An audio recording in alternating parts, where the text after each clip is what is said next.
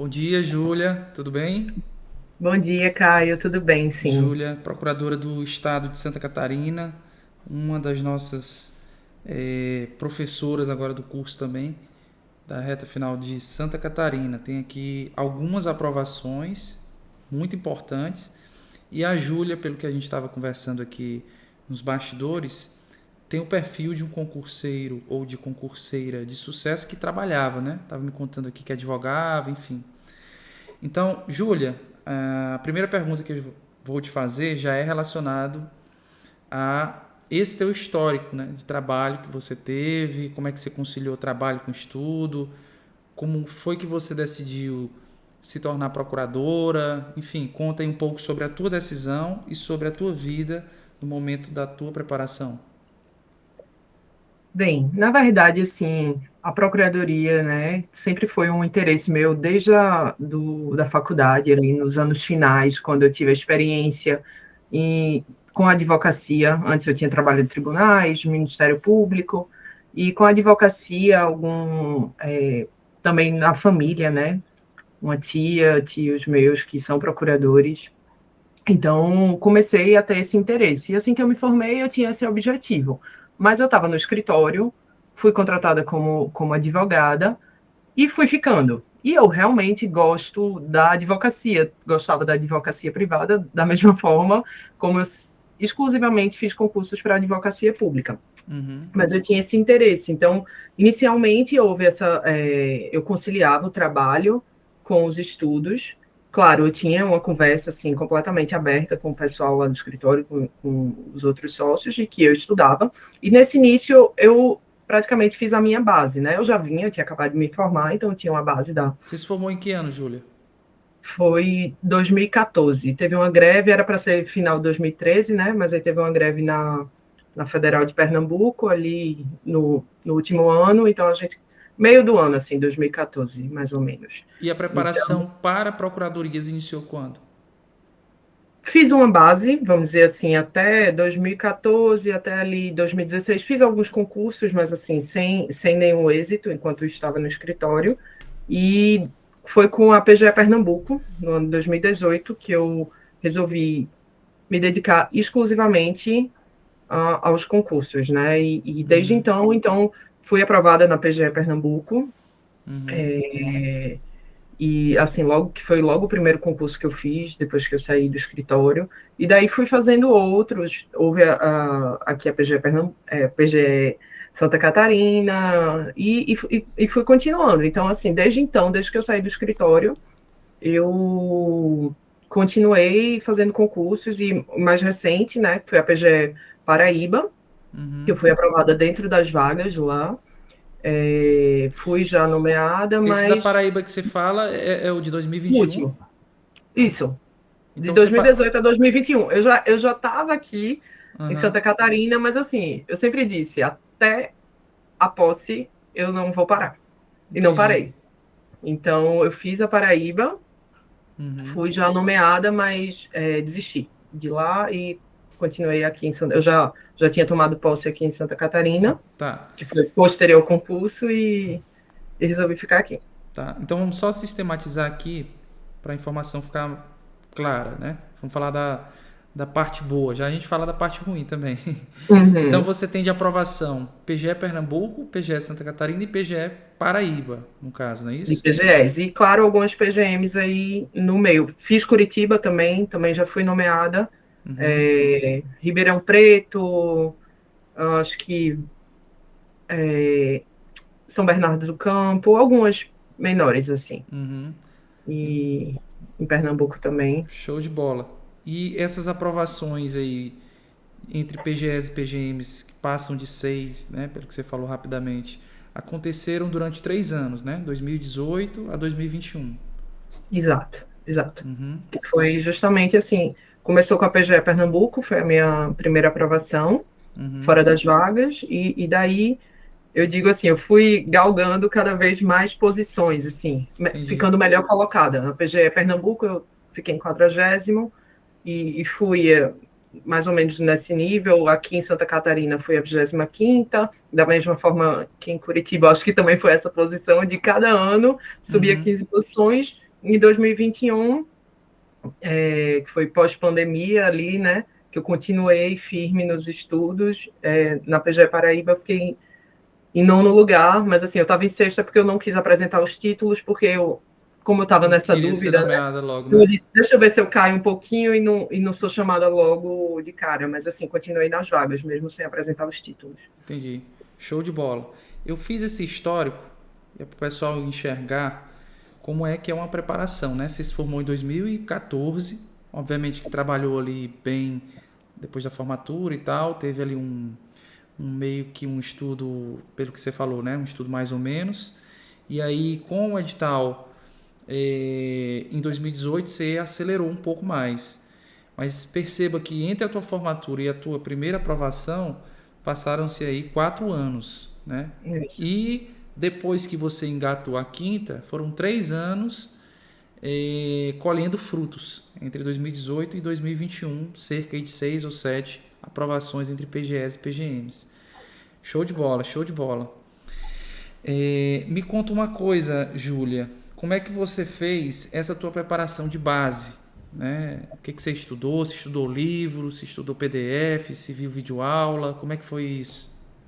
Inicialmente, enquanto eu estava no escritório, eu lia livros, assistia algumas videoaulas, mas assim, eu acho que os resultados foram melhores a partir do momento que eu comecei a focar assim no estudo integrado, porque assim só livro ou só a videoaula não era suficiente. Eu não inicialmente, né? Eu na verdade eu estudava por conta própria. Ali nesses anos esses 3, quase 4 anos que eu fiquei no escritório e vamos dizer que eu estudava, fiz alguns concursos e não tive aprovação, mas na verdade era só ali o material dos livros e uma videoaula ou outra. Foi quando eu realmente comecei a direcionar com estudo integrado de esses materiais, revisão desses materiais que eu já havia estudado, né, e feito uma base, mas com a jurisprudência, com a realização de muitas questões. Então, foi com esse estudo integrado que eu comecei a ter mais resultados. Então aí já vinha uma segunda fase, tinha momentos assim que eu estava fazendo assim diversos concursos. Eu digo, eu No peguei quando primeiro eu e vim fazer a segunda. prova oral aqui em Santa Catarina, a gente na oral daqui tinha uma hora antes, né, de consulta, então eu trouxe vários livros para cá e antes eu fui fazer uma segunda fase em Contagem, depois fui para o Rio para o curso de prova oral, então assim, era pegando voo o tempo todo, e, e realmente assim, eu às vezes conciliava uma primeira fase com a segunda, prova oral, mas Entendi. deu certo. Ainda para a gente ficar no escopo da preparação pré-edital, né? Preparação de base.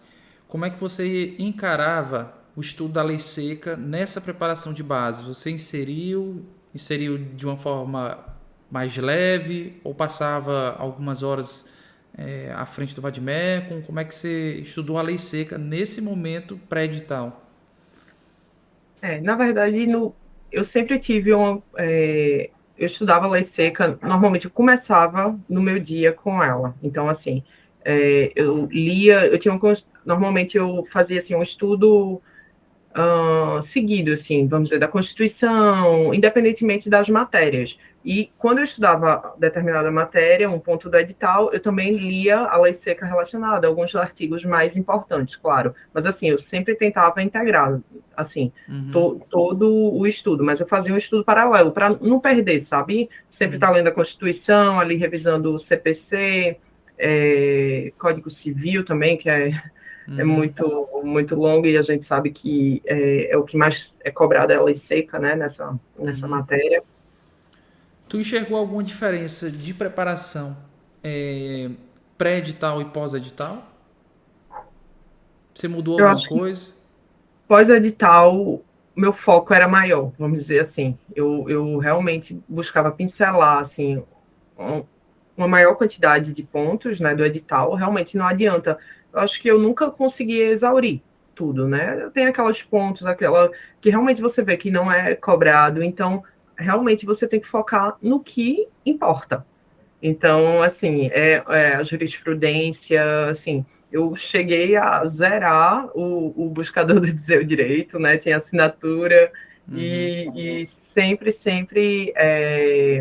lia muito, né? Li os julgados comentados. Então, isso acaba sendo uma revisão completa, né? De todas as matérias. Então, eu acho que no pós-edital o foco é sempre bem maior.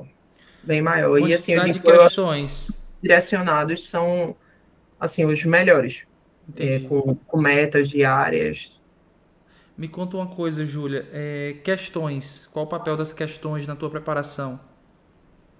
Creio que as questões são essenciais, assim. Eu sempre fazia questões, assim, ou no dia seguinte, ou no mesmo dia que eu estudava determinada matéria. Então, assim, fazia um bloco de questões de 30, às vezes 50 questões, e, claro, direcionando para a banca do concurso que eu estava estudando. E, assim, já no final da preparação, como eu já estava fazendo várias provas, então, às vezes, não tinha também muito tempo de, vamos dizer, estudar muito determinado edital, fazer um estudo inverso. Então, eu fazia questões e no que eu via que eu estava errando, aí revisava ali. Então, assim, praticamente, nos últimos meses, assim, de véspera de determinada prova, só fazia questões. Então, assim, revisava um ponto ou outro e estava revisando sempre a jurisprudência.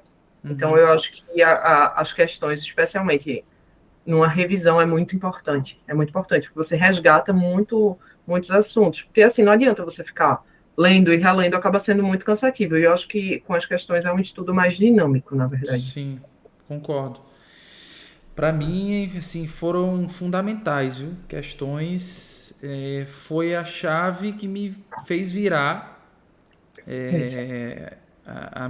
o meu score, né? Assim, de sair tipo de 70 para 80 de assim, questão de meses, né? Eu acho que as questões representam algo que deve ser diário, né, na preparação. E eu digo mais, as questões devem estar tanto na fase pré-edital como no pós-edital. A despeito de, no meu entender, elas representarem funções diferentes na preparação pré-edital e na pós-edital. Na pré-edital, geralmente você faz questões logo depois de estudar ali um livro, um PDF, mas como uma função de fixação, né? Fez o estudo da matéria, fez questões para fixar.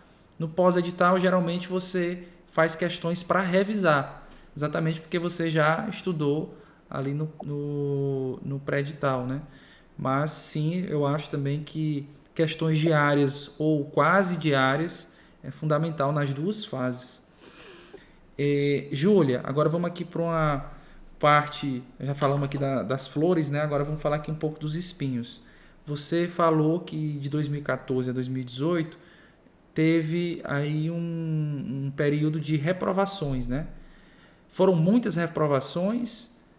Na verdade, ali nessa fase eu batia, assim, não passava para a segunda fase, para a discursiva. Mas mesmo na fase assim que eu comecei a obter resultados positivos, eu também tive situações que não tive aprovação. Ali na PGE São Paulo, teve até uma situação que eu digo, todo mundo me conhece, porque na PGE Amapá eu estava em quarto lugar na primeira fase. Aí veio a prova discursiva, não fui tão bem na discursiva, e quando foi para a oral, eles pegaram só as notas das discursivas, né, e levaram os 50 primeiros.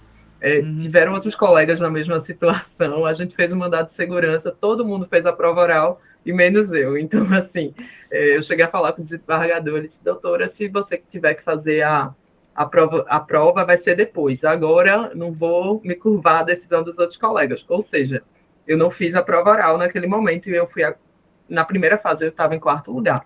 Claro, entrei com a ação que eu acabei depois desistindo, mas hoje todos esses colegas, eu encontro com eles, assim, eles estão lá na PGE Amapá, que inclusive aceitou todo mundo, desistiu da ação, mas assim, realmente, eu acho que essa foi uma situação mais difícil, assim, porque você está lá em cima, em quarto lugar numa prova objetiva, e de repente, assim, não vai tão bem, assim, sem discutir o mérito de aprovar só os 50 primeiros da segunda, levar para a oral os 50 primeiros da segunda fase, ou somando notas, mas, assim, enfim, você está lá em cima e, de repente, você não é aprovado. Então, Sim. assim, é um baque, na verdade. Uhum.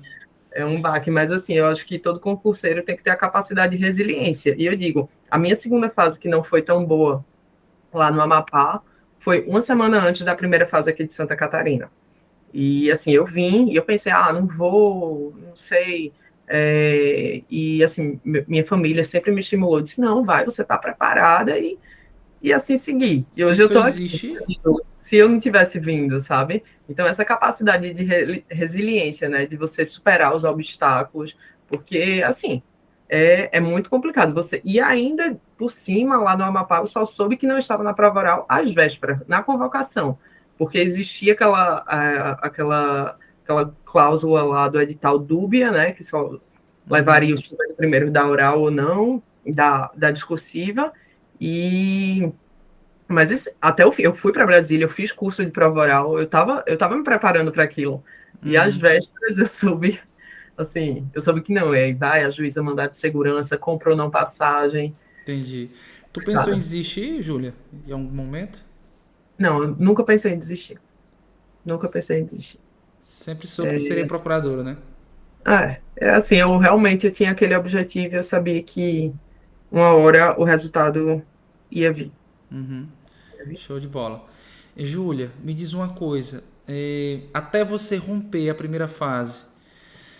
é, Aliás, vou mudar a pergunta. Qual foi a primeira fase que você passou? Você se recorda? Foi a PGE Pernambuco. PGE Pernambuco.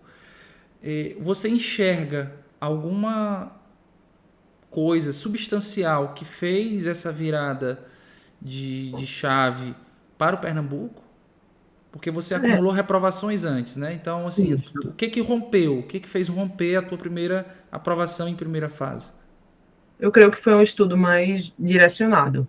E abrangendo não só o estudo dos livros, como elaboração, acho que elaboração, resolução de questões, a leitura da jurisprudência, lei seca, Isso um você não estudo fazia mais antes. globalizado, eu acho. Isso você não Eu acho. fazia antes. Não, não fazia, não fazia. Então foi esse estudo integrado que você Isso. reputa como fundamental para virar esse Sim, momento, sim, né? sim. Depois dessa primeira fase de Pernambuco, que você foi aprovada, nas subsequentes, você continuou tendo aprovações em primeira fase ou você voltou a ficar reprovado em primeira fase? De primeiras fases, teve uma que eu não fui aprovada, que foi a PGE São Paulo. Eu fui reprovada logo na primeira fase ali. Mas as outras, assim, sempre obtendo, assim, bons resultados. Entendi, entendi. Show de bola. Eu vou passar para um outro bloco de perguntas aqui, Júlia, mais para falar sobre método de estudo, né? Que todo mundo tem o seu. Então, quero só entender mais ou menos como é que você estudava cada ferramenta dessa, como é que você estudava livro. Primeiro, você estudava livro, não é isso? Em termos de Sim, doutrina, certo? Como é que você estudava esses livros? Era escrevendo, era só grifando, era só lendo? Como é que você fazia? eu sempre gostei muito de grifar, e com várias cores. Então, assim, é, eu grifava no amarelo, mas aí entendimento do STJ, uma cor, STF, outra, pontuava os artigos de lei com outra cor, para destacar, porque a depender eu ia focando naquilo. Da mesma forma que a lei seca eu também grifava com essas cores, inclusive assim, até para dizer, aqui tem um entendimento de um repetitivo, entendeu? Então eu tinha todas as cores. O STF aqui, aí grifava aquela palavra ali, porque eu sei que o STF tem algum entendimento aqui para resgatar. Então, assim, eu sempre usei várias cores, então essa era a minha metodologia. Claro que alguns concursos a gente tem que levar o Vademecum em branco, né? Mas assim, facilitava Sim. especialmente nas discursivas que permitiam isso. E tu escrevia alguma coisa? Não, não escrevi. Assim, eu fiz alguns resumos, tenho alguns resumos, mas assim, eu achava que eu perdia muito tempo com isso. Então eu preferia ler mais rápido e grifar, e depois, porque quando eu ia revisar, eu já ia só nos grifos. Entendi. Então eu perdia muito tempo com o resumo, não. E Mas depois, assim, que eu fui fazendo alguns cursos, aí uma matéria ou outra que eu já estudava, ou tinha um livro muito antigo, aí eu pegava um PDF Sim, e deixava também no computador. entendi. Mas para além do resumo, né? Porque o resumo é uma forma de escrever. Você escrevia alguma outra coisa, algum esquema, alguma anotação, algum post-it, alguma coisa, ou era realmente só os grifos? Era realmente só os grifos. Assim, Entendi. fazia as remissões, assim, no Vadimeco, mas, assim, não, Uhum, realmente não costumava escrever. entendi. Show de bola. Segunda e terceira fase. O que você enfrentou de dificuldade? Você ficou reprovado em alguma segunda fase, alguma terceira fase? De reprovação que eu me recordo, assim, segunda fase foi essa do Amapá, né? Que, Foi uma reprovação que ninguém sabe se foi reprovação, né? no final das contas, mas, assim, foi essa. Mas, assim, para a minha preparação para as segundas fases, então, assim, tinha um estudo, né? Uma revisão de pontos mais importantes, né? Que de cada prova, mas assim, sempre com ela, treino, né, de provas práticas, né? Então, assim, com cursos, então sempre fazia e realmente simulava o momento da prova e Uhum, com tempo, escrevia direto, com a consulta exclusiva do Vademecum, porque não adianta a gente se enganar, né? Ficar, não, vou fazer uhum, aqui uma resposta bonitinha para o professor que vai corrigir, mas a gente uhum. está se enganando no final.